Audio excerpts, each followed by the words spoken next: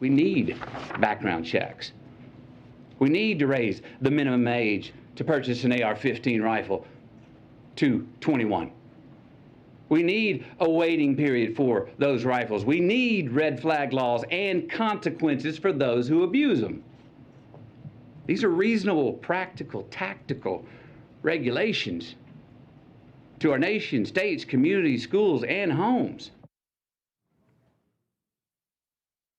All right, that was Uvalde native and actor Matthew McConaughey at the White House podium yesterday pleading for gun control and the aftermath of the shooting at Robb Elementary School.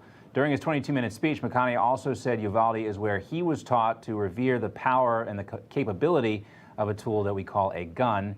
And while many have praised the actor for his moving speech, others say it was flawed. Beyond. Yeah, a lot of reaction. And you know, John, on Twitter, some users were even questioning the actor's credibility on gun control he has, because he's used more than 19 guns in 11 movies, statistics show, throughout his career. That's according to the Internet Movie Firearms Database. So a lot to talk about with that when it comes to his position. But let's welcome in now Jim Hanson, the Executive Director of America Matters, a U.S. Army Special Forces veteran, and also the author of Winning the Second Civil War Without Firing a Shot. Great to have you with us, Jim. Thanks so much for joining us today. First off, can we get your response to the Matthew McConaughey presentation at the White House yesterday? And I'm being generous. I'm calling it a presentation. Some were calling it a performance. I think performance is right. His job is reading words that other people wrote and emoting. And I think he did a tremendous job of that. And I think he's sincere. I don't want to question his motives. But the opinions of actors on gun control are about as relevant as their views on rocket science. So I don't see any reason why when an actor proposes unconstitutional and ineffective solutions, it should carry any more weight than when any other leftist does it.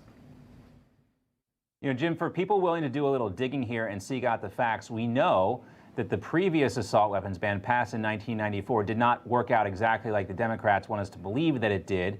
There is a DOJ study done in 2004, which was done by researchers at the University of Pennsylvania, and it found that in the time that the gun ban was in place, gun violence actually didn't subside.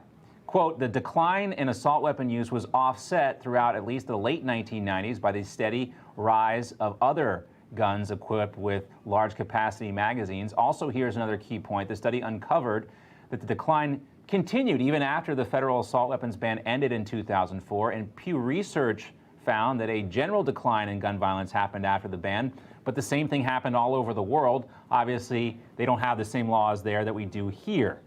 So when you look at the facts, is there anything proposed in what Matthew McConaughey mentioned yesterday or any of these proposals in Congress that would actually prevent things like Uvalde or the shooting in Buffalo? Well, as you mentioned, the assault weapons ban did very little, nearly unmeasurable change in any way, and so it's unlikely it was the cause of any change at all.